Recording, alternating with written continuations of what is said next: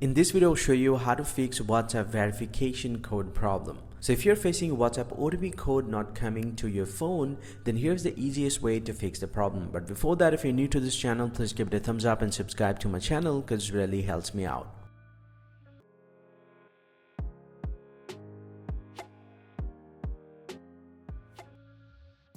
Well, so now to fix the problem, before you do anything, go ahead and press and hold the WhatsApp application from your device and then tap on app info.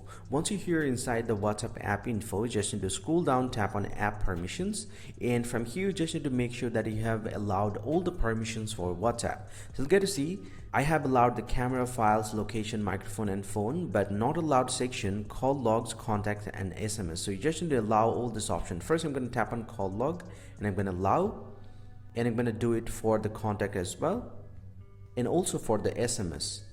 And once you have allowed all the permissions, the last time you just need to get back from here and then tap on clear data and tap on clear cache from here, tap on OK. And once you're done, so just simply get back from here and open up your Play Store and then simply go and search for WhatsApp. And tap on the WhatsApp, and if you found any pending update, go ahead and update your WhatsApp application to the latest version.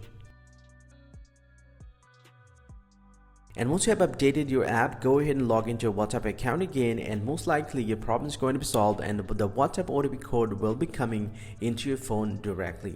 Hope you find this very helpful, guys. If you do, please drop a like and subscribe to the channel. Or if you have any question, please let me know in the comment section below. I'll see you guys around, and thank you very much for watching.